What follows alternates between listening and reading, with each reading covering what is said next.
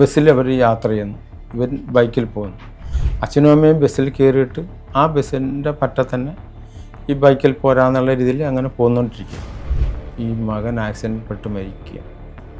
ഇവർ അച്ഛനും അമ്മയും ബസ്സിലിരുന്ന് വേറെ പ്രത്യേകിച്ചൊന്നുമല്ല, ആക്സിഡൻ്റ് ആയിരിക്കുന്നു. അപ്പോൾ അച്ഛൻ ഒരു സംശയം തോന്നിയിട്ട് തല പുറത്തേക്ക് ഇട്ട് നോക്കിയപ്പോൾ കാര്യം ഈ തലയുടെ പുറത്തുകൂടിയാണ് ആ വണ്ടി കയറി ആരെയും ഇതായിപ്പോയി. ആ മോർച്ചറിയിൽ അമ്മയും അച്ഛനും കൂടെ വന്നിട്ട് അവരുടെ കരച്ചിലും ഇതുകൊണ്ടല്ല ഇപ്പോഴും എൻ്റെ മനസ്സിൽ നിന്ന് പോയിട്ടില്ല. വണ്ടി ഇടിച്ച് മരിച്ചു കഴിഞ്ഞാൽ അവിടെ ഓലക്കിരിട്ട് മൂടും. ഫോട്ടോഗ്രാഫർ വന്നു കഴിയുമ്പോൾ അത് മാറ്റും. ഈ ചോരയും ഇതും കൂടെ കണ്ടുമ്പോൾ നമ്മൾ ഫസ്റ്റ് അതാണ് കണ്ണും പുറകോട്ട് വീണിട്ടുണ്ട്. അഴുകിയ ശരീരമാണെങ്കിലും അതിനെ ഈ എവിടെയെങ്കിലും ക്ഷതം പറ്റിയിട്ടുണ്ടെങ്കിൽ അതിൻ്റെയൊക്കെ പടം നമുക്ക് അറിയാൻ പറ്റും. അടിച്ചതാണെങ്കിൽ നമുക്ക് ഏത് ഭാഗത്താണെന്നൊക്കെ അറിയാം. ആ ഭാഗം നമ്മൾ പ്രത്യേകമായിട്ട് എടുക്കും.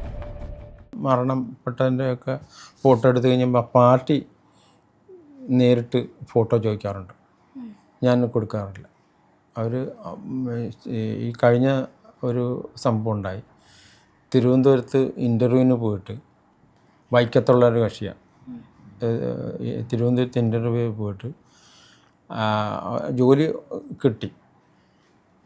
ജോലി കിട്ടിയിട്ട് അവൻ നേരെ ചേർത്തല റെയിൽവേ സ്റ്റേഷനിൽ വന്നിട്ട് റെയിൽവേ സ്റ്റേഷൻ്റെ പറ്റുള്ളൊരു മാടക്കടയ്ക്ക് വന്ന് തൂങ്ങി മരിച്ചു കക്ഷി. അതിന് ഇൻക്വസ്റ്റിന് ഞാൻ ആ ഫോട്ടോ എടുത്തു. വൈക്കുന്ന അവർ പാർട്ടിയൊക്കെ വന്നു. അതിലിപ്പോൾ എൻ്റെ ഫോൺ നമ്പർ മേടിച്ച് പോയി. അവർക്ക് വീട്ടുകാർക്ക് സംശയം ഉണ്ടല്ലോ. എന്നുവെച്ചാൽ മകൻ ഈ തിരുവനന്തപുരത്ത് ഇൻ്റർവ്യൂ പോയിട്ട് തിരിച്ച് ചേർത്തല വന്നിട്ട് തൂങ്ങാനുള്ള കാരണം അറിയില്ല. അതെന്താണെന്ന് അറിയാൻ അവർ പോലീസ് കണ്ടുപിടിക്കും. എന്നാലും ഈ ഫോട്ടോഗ്രാഫി അവർ ചോദിച്ചു. അപ്പോൾ ഞാൻ പറഞ്ഞ ഞാൻ ഈ ഇത്ര വർഷമായിട്ട് ചെയ്യുന്നതാണ്. അത് ആ ക്രൈം നമ്പറും എഴുതി നമ്മൾ സ്റ്റേഷനിൽ ഏൽപ്പിക്കുകയാണ് ഫോട്ടോയും. പണ്ടൊക്കെ ക്രൈം നമ്പർ എഴുതി അതിൻ്റെ CD കൊടുക്കുമായിരുന്നു. CD ആവശ്യമില്ല. പ്രതികളുടെയൊക്കെ ആണെങ്കിൽ ക്രൈം നമ്പറും സെക്ഷൻ നമ്പറും എന്ന് പറയും, ആ നമ്പറൊക്കെ എഴുതി അഡ്രസ്സിട്ട് CD ഒക്കെ കൊടുക്കുക. അപ്പോൾ ഈ പാർട്ടി ചോദിച്ചപ്പോൾ അവരുടെ ആ ബുദ്ധിമുട്ട് എനിക്ക് മനസ്സിലാക്കുന്നത് കഴിഞ്ഞാൽ അവർ പറഞ്ഞത് കഴിഞ്ഞാൽ നിങ്ങൾ എത്ര രൂപ ചോദിച്ചാലും ഞങ്ങൾ തരാൻ തയ്യാറാണ്. ഞാൻ കൊടുത്തില്ല. ഞാൻ അങ്ങനെ കൊടുക്കാൻ പാടില്ല, ഇത് ക്രൈമാണല്ലോ. അങ്ങനെ ചെയ്തു. ഒരേ സ്ഥലത്ത് ഒന്നിൽ കൂടുതൽ മരണങ്ങൾ നടന്നിട്ടുള്ളത് എക്സ്പീരിയൻസ് വല്ലതും ഉണ്ടോ? ഒന്നിൽ കൂടുതൽ മരണങ്ങൾ സംഭവിച്ചിട്ടുണ്ടെന്ന് അതിന് എന്തെങ്കിലും ഈ അപകടങ്ങളായിരിക്കും. ചില വീടുകളിലൊക്കെ ഭാര്യയും ഭർത്താവും മക്കളും ഒക്കെ തൂങ്ങി മരിച്ച സാഹചര്യം ഉണ്ട്. അതിലും ഉണ്ട്. പിന്നെ ഈ പറഞ്ഞ പോലെ നമുക്ക് ചില സ്ഥാനത്ത് അങ്ങാൻ പറ്റാതെന്ന് വെച്ചാൽ ഈ എറണാകുളത്ത് തന്നെ ഒരു അമ്മയ്ക്കും അച്ഛനും കൂടെ ഒരൊറ്റ മോൻ. അവർ ഈ പറഞ്ഞ പോലെ ചേർത്തലയിൽ ഒരു ഫങ്ഷന് വരാനായിട്ട് വന്നപ്പോൾ അമ്മയും അച്ഛനും കൂടെ പറഞ്ഞ് നോക്കുക ഇന്ന പോലെ ഫങ്ഷന് പോകാനായിട്ട് നമുക്ക് പോകാമെന്ന് പറഞ്ഞപ്പോൾ ഇവിടെ എറണാകുളത്തെ ബിസിനസ് നടത്തുന്ന ആളാണ്. അപ്പോൾ മകൻ പറഞ്ഞ് ഞാൻ ബൈക്കിലേ വരുള്ളൂ. അപ്പോൾ പറഞ്ഞ നമുക്ക് 3 പേരും കൂടെ ഒരു കാറെടുത്ത് പോയപ്പോഴായിരുന്നു, ഞാൻ ബൈക്കേ വരുള്ളൂ. അപ്പോൾ അങ്ങനെയാണെങ്കിൽ അവൻ ബൈക്കേ പോട്ടെ, നമുക്ക് കാറ് വിളിക്കണ്ട, ബസ്സിന് പോകാം. അങ്ങനെ അവർ ബസ്സിൽ. അപ്പോൾ ഇവനാണെങ്കിൽ ഈ പറഞ്ഞ പോലെ ഈ ഡൂക്ക് വണ്ടിയാണ്, സ്പീഡല്ലേ. അതും നമ്മൾക്ക് മനസ്സിൽ നിന്ന് അത് ഇപ്പോഴും തങ്ങി നിൽക്കുന്നൊരു സംഭവം. ബസ്സിൽ അവർ യാത്ര ചെയ്യുന്നു, ഇവൻ ബൈക്കിൽ പോകുന്നു. അപ്പോൾ അവർ രണ്ടുപേരും ഒരുമിച്ച് തന്നെയാണ് വീട്ടിൽ നിന്ന് ഇറങ്ങുന്നത്. അച്ഛനും അമ്മയും ബസ്സിൽ കയറിയിട്ട് ആ ബസ്സിൻ്റെ പറ്റ തന്നെ ഈ ബൈക്കിൽ പോരാന്നുള്ള രീതിയിൽ അങ്ങനെ പോന്നുകൊണ്ടിരിക്കുക. പട്ടണക്കാട് പോലീസ് സ്റ്റേഷൻ്റെ ഒരു അല്പം വടക്കോട്ട് മാറി ഈ മകൻ ആക്സിഡൻറ്റ് പെട്ട് മരിക്കുക. ഇവർ അച്ഛനും അമ്മയും ബസ്സിലിരുന്ന് ബസ് അങ്ങോട്ട് വന്നു കഴിഞ്ഞപ്പോൾ ആളൊക്കെ കൂടി നിൽപ്പുണ്ട്. വേറെ പ്രത്യേകിച്ചൊന്നുമല്ല, ആക്സിഡൻ്റ് ആയിരിക്കുന്നു. അപ്പോൾ അച്ഛൻ ഒരു സംശയം തോന്നിയിട്ട് തല പുറത്തേക്ക് ഇട്ട് നോക്കിയപ്പോൾ മകൻ്റെ ബൈക്ക് കണ്ടു കഴിഞ്ഞപ്പോൾ മനസ്സിലായി ആള് പോയത്. ആ മരണപ്പെട്ട അത് ഈ പറഞ്ഞ പോലെ മനസ്സിൽ നിന്ന് പോകാത്തൊരു സംഭവം. കാര്യം ഈ തലയുടെ പുറത്തുകൂടെയാണ് ആ വണ്ടി കയറി ആരെയും ഇതായിപ്പോയി. അവർ വീട്ടിൽ ആ മോർച്ചറിയിൽ അമ്മയും അച്ഛനും കൂടെ വന്നിട്ട് അവരുടെ ആ കരച്ചിലും ഇതുകൊണ്ടല്ല ഇപ്പോഴും എൻ്റെ മനസ്സിൽ നിന്ന് പോയിട്ടില്ല. ഒറ്റ മോന. അതൊരു ഈ പറഞ്ഞ പോലെ ഈ നമുക്ക് ചില സാധനങ്ങളൊക്കെ നമ്മൾ ഉള്ളിലെ ഈ സാധനങ്ങൾ കണ്ട് നമുക്ക് അറപ്പ് പോയി എങ്കിലും ഈ ചില സംഗതിയൊക്കെ നമ്മുടെ ഉള്ളിൽ കയറി കഴിഞ്ഞാൽ പോകത്തില്ല. ഇപ്പോൾ അതും ഇപ്പോൾ വർഷക്കണക്കായി. ഇപ്പോൾ അവരുടെ ബന്ധുക്കളൊക്കെ ചിലപ്പോൾ ഇത് കാണാൻ കഴിഞ്ഞാൽ അവർക്കും ഇത് ഒരു ഇതാണെന്ന് വെച്ചാൽ അത്രയ്ക്ക് പ്രയാസം തോന്നിയൊരു കേസാണ്. അച്ഛൻ്റെ അമ്മയൊക്കെ അച്ഛനും അമ്മയുടെ ആ ഇത് ഒരൊറ്റ മോനാണ്. ഈ അവിടെ എറണാകുളത്തെ എന്തോ നല്ല ബിസിനസ്സുകാരനാണ്. അല്ല, ജീവിച്ചിരിക്കുമ്പോൾ മക്കൾ മരിക്കുമ്പോൾ തന്നെ അതെ താങ്ങാൻ പറ്റില്ല. പ്രത്യേകം ആ ഒരു ആക്സിഡന്റിൽ അവർ നേരിട്ട് കാണുക എന്ന് പറഞ്ഞാൽ അതൊരു ഇപ്പം ആരെങ്കിലും വിളിച്ച് പറഞ്ഞു കഴിഞ്ഞ പോലെ മോൻ ആക്സിഡൻറ്റ് പെട്ട് ആശുപത്രിയിലാണെന്ന് പറഞ്ഞു അത് പരമാവധി ഒരു അത്രയും ഒരു ഗ്യാപ്പ് ഇത് വരും. പക്ഷെ ഇതല്ല, നേരിട്ട് കാണിയാണ് അവർ നേരെ ചേർത്ത്. അത് ഇവിടുന്ന് ഒരു 2-3 കിലോമീറ്റർ അടുത്താണ് ആശുപത്രിയും ആക്സിഡൻ്റ് ആണെന്ന സ്ഥലമാട്ടി. അപ്പോൾ അതൊരു മനസ്സിൽ നിന്ന് പോകാത്തൊരു സംഭവമാണ്. പല ഇതുപോലെ ഒരുപാടുണ്ട്. എന്നാലും ഞാനിങ്ങനെ ഓർത്ത് പറഞ്ഞെന്ന് മാത്രമേ ഉള്ളൂ. ആലപ്പുഴ മെഡിക്കൽ കോളേജിലായിരിക്കും അല്ലേ ആലപ്പുഴ പോസ്റ്റ്മോർട്ടം? ആലപ്പുഴ അല്ല, ചേർത്തല ഉണ്ടായിരുന്നു. ഇപ്പം ചേർത്തല ഇല്ല. ചേർത്തല ഇപ്പം അരൂക്കുറ്റിയിലുണ്ട്. ആലപ്പുഴ ജില്ലയിൽ ആലപ്പുഴ മെഡിക്കൽ കോളേജിലാണ് ഏറ്റവും ബോഡി ഉണ്ട്. അത് ഒരുപാടുണ്ടാവുമല്ലോ. ഇങ്ങനെ ഒരു കാര്യത്തിലേക്ക് കടക്കുന്നതെന്ന് അറിഞ്ഞപ്പോൾ കുടുംബത്തിൻ്റെ ഒരു അഭിപ്രായം എന്തായിരുന്നു ശരിക്കും? ഈ മൃതദേഹത്തിൻ്റെ ഫോട്ടോ എടുക്കുക അല്ലെങ്കിൽ പോസ്റ്റ്മോർട്ടം വീഡിയോഗ്രാഫിയിലൊക്കെ ഇപ്പോൾ അന്ന് തന്നെ പറഞ്ഞില്ല, ആദ്യമായിട്ട് വീഡിയോഗ്രാഫി എടുക്കാൻ ചെന്ന് കഴിഞ്ഞാൽ അല്ലെങ്കിൽ ആ ഒരു സമയത്തൊരു ഇതൊക്കെ കുടുംബത്തിനോടൊക്കെ ഷെയർ ചെയ്യുമ്പോൾ അവിടെ എന്തായിരുന്നു ഒരു കുടുംബത്തിനൊക്കെ ആർക്കും ഇഷ്ടമല്ലായിരുന്നല്ലോ. അവർക്കൊക്കെ ഭയങ്കര ഞാൻ ഈ കൂട്ടത്തിൽ പറയുന്നത് നമ്മുടെ ആദ്യം ഇങ്ങനെ ആദ്യമായിട്ട് പോയ സമയത്തെ ഉള്ളാലൊരു പേടിയുണ്ടായി. അത് എടുത്ത് അപ്പം മാത്രമല്ല, അത് നിർബന്ധിച്ച് പോലീസുകാരെന്നെ കൊണ്ട് ഇടിപ്പിച്ചതാണ്. അന്നത്തെ ഇന്നത്തെ ഉള്ള തമ്മിലുള്ള വ്യത്യാസം എന്ന് പറഞ്ഞാൽ സ്പോട്ടിൽ ഇപ്പോൾ ആക്സിഡൻ്റ് ആയിക്കഴിഞ്ഞാൽ താലൂക്ക് ആശുപത്രി കൊണ്ടുവന്നിട്ട് പോസ്റ്റ്മോർട്ടം ചെയ്യാനായിട്ട് അതിന് മുമ്പിട്ട് ഇൻക്വസ്റ്റ് എടുക്കാൻ അവിടെയാണ്. പണ്ട് അതല്ലായിരുന്നു. വണ്ടി ഇടിച്ച് മരിച്ചു കഴിഞ്ഞാൽ അവിടെ ഓലക്കിരിട്ട് മൂടും. ഓലയുടെ ഇതുണ്ടല്ലോ, അതിട്ട് മൂടി, അല്ലെങ്കിൽ പ്ലാസ്റ്റിക്കിൻ്റെ കവറിട്ട് മൂടും. ഫോട്ടോഗ്രാഫർ വന്നു കഴിയുമ്പോൾ അത് മാറ്റും. അപ്പോൾ ഈ ആൾക്കാരൊക്കെ മാറ്റി നിർത്തിയിട്ടാണ് ഇതെടുക്കാൻ. അപ്പോൾ ഈ പ്ലാസ്റ്റിക് ഇങ്ങനെ മാറ്റുന്ന സമയത്ത് നമ്മളിത് ഈ ചോരയും ഇതും കൂടെ കണ്ടുമ്പോൾ നമ്മൾ ഫസ്റ്റ് അതാണ് കണ്ണും പുറകോട്ട് വീണിട്ടുണ്ട് പേടിച്ചിട്ട്. അങ്ങനെ കഴിഞ്ഞപ്പം അങ്ങനെ എന്നെ കൊണ്ട് അങ്ങനെ എടുപ്പിച്ച് വേറെ ആരും ഇല്ലാത്തതുകൊണ്ട് എന്നെ കൊണ്ട് അങ്ങനെ അടുപ്പിച്ച് അപ്പോൾ പിന്നെ എനിക്ക് മടിയായി, പേടിയായി. അപ്പോൾ ഈ വീട്ടിൽ നിന്ന് ആരെങ്കിലും വിളിച്ചു കഴിഞ്ഞു, ഇത് ഇവിടെ എക്സ്റേ കവലിൽ ആക്സിഡൻറ്റ് ഒരാൾ മരിച്ചിട്ടുണ്ടെന്ന് പറയുമ്പോൾ നമ്മൾ വീട്ടിൽ പോയി മാറി പുതച്ചും കൂടി കിടന്നിട്ടുണ്ട്.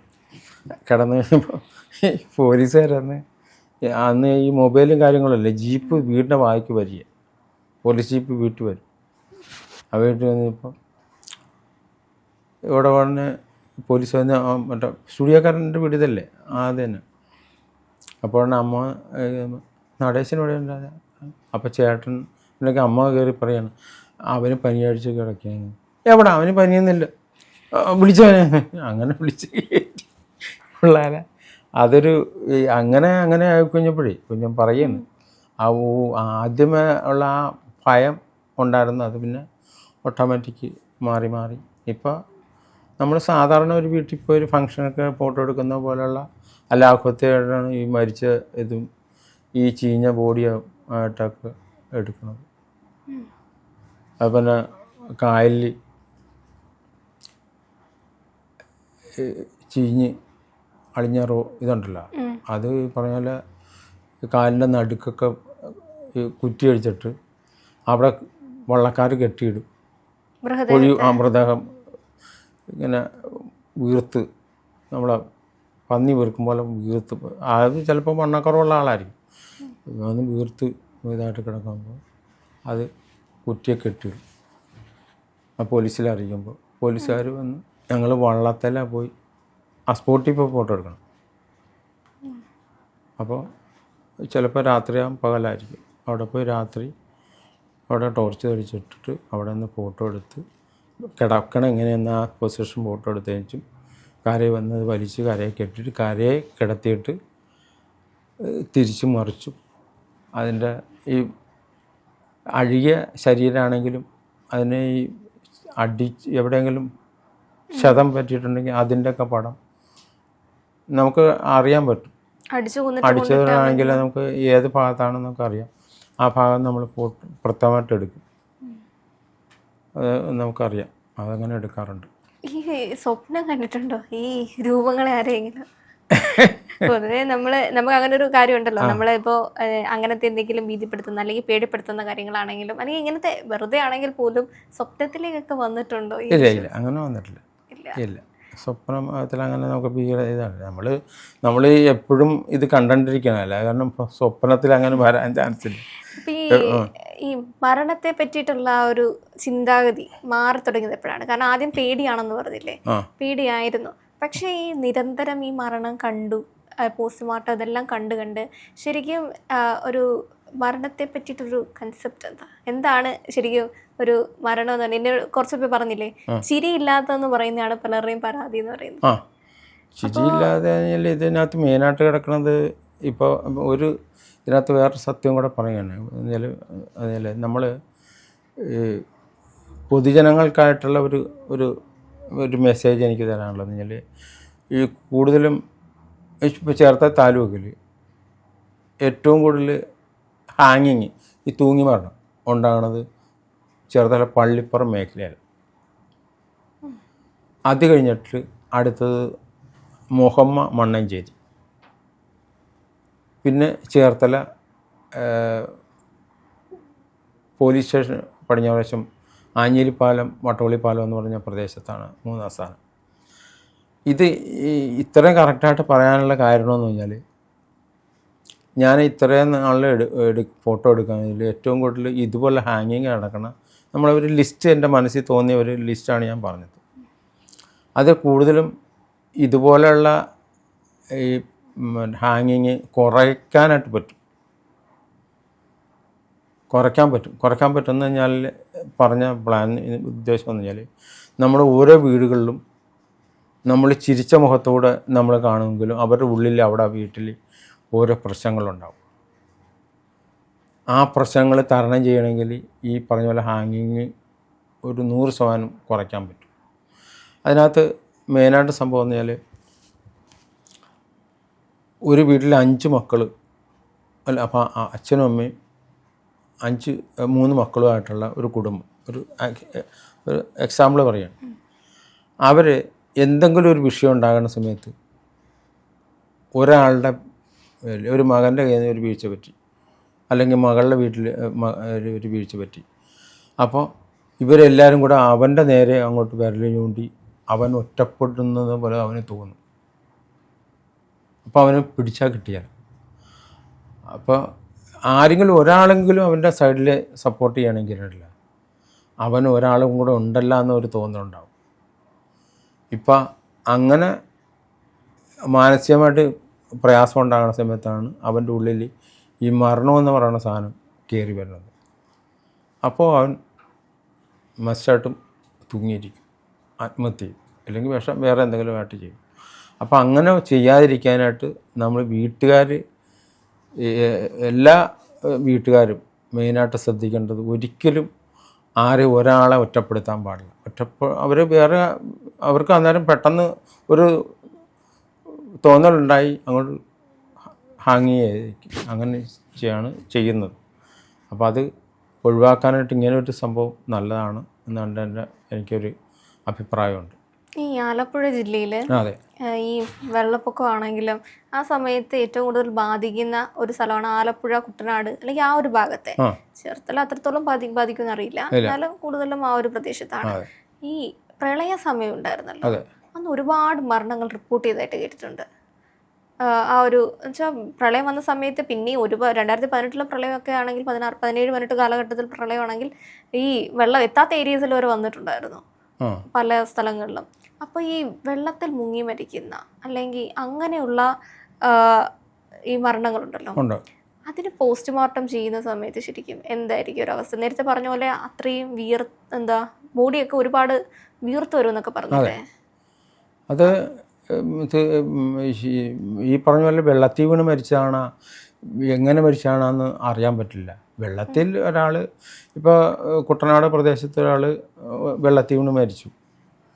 ഇയാൾ ഈ ശരിക്കും പറഞ്ഞാൽ വെള്ളത്തിൽ വീണ് മരിച്ചതാണോ അല്ലെങ്കിൽ ആരെങ്കിലും തല്ലിക്കൊന്ന് വെള്ളത്തിലിട്ടിട്ട് മരിച്ചതാണെന്ന് അറിയണമെന്നുണ്ടെങ്കിൽ പോസ്റ്റ്മോർട്ടം ചെയ്താൽ മാത്രമേ അറിയാൻ പറ്റുള്ളൂ, അല്ലാതെ അറിയാൻ പറ്റില്ല. അതുകൊണ്ടാണ് പോസ്റ്റ്മോർട്ടം ചെയ്യുന്നത്. പോസ്റ്റ്മോർട്ടം ഇപ്പോൾ ഒരാളെ വളരെ ക്രിട്ടിക്കലായിട്ടുള്ള ഒരു ആളെ സുഖമില്ലാതെ ഹോസ്പിറ്റലിലേക്ക് കൊണ്ടുവന്ന് ഡോക്ടർമാർ പരിശോധിക്കുന്ന കൂട്ടത്തിൽ BP അല്ലാതെ കൂടി ആൾ മരിക്കുകയാണെങ്കിൽ അത് സ്വാഭാവികമായിട്ടുള്ള മരണമാണ്. ഇപ്പോൾ ആശുപത്രിയിലേക്ക് കൊണ്ടുവന്നതിന് ഇടയ്ക്ക് മരിച്ചെങ്കിൽ അത് പോസ്റ്റ്മോർട്ടം ചെയ്യണം.